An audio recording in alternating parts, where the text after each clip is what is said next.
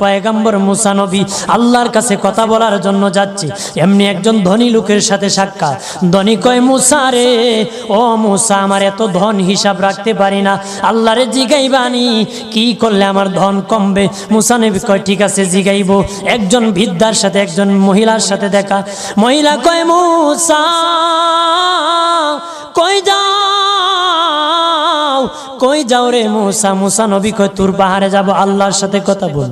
মুসা রে, আল্লাহরে জিগাইবানি, আমি গরিব মানুষ, আমি ভালো কিছু কিনতে পারি না, ছেলে মেয়েকে ভালো কিছু খাওয়াইতে পারি না, ভাঙ্গা ঘর, এত গরিব, ভালো করে ঘর বানাইতে পারি না, আল্লাহরে জিগাইবানি কি করলে আমার উন্নতি হবে, ধনী হব, টাকা পয়সা হবে, আল্লাহরে জিগাইবানি।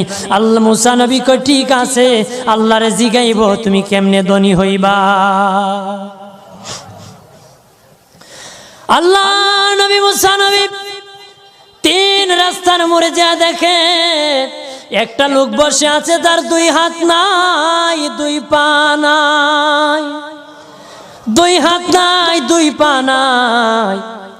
ওই লোক ডাক দিয়া কয়, মুসা রে, জীবনে কোনোদিন নিজে হাঁটতে পারি নাই, নিজ হাতে খেতে পারি নাই, কেউ খাওয়াইলে খাই, নতুবা উপবাস থাকি, বৃষ্টি আসলে ভিজি, সেখানে আমি আবার শুকাই। ও মুসা, জীবনে কোনো কাজে দুনিয়ার লাগি নাই, আল্লাহরে জিগাইবানি কোন কারণে আমারে বানাইছে?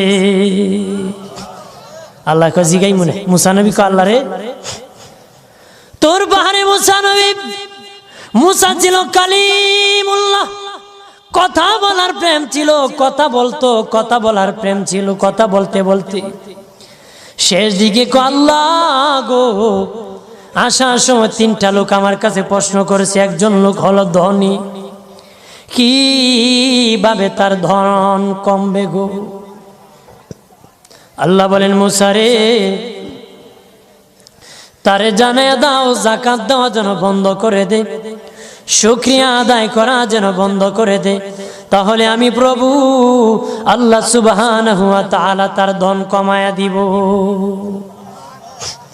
যদি শুকরিয়া আদায় বন্ধ করে, তাহলে ধন আমি কমাই দেব।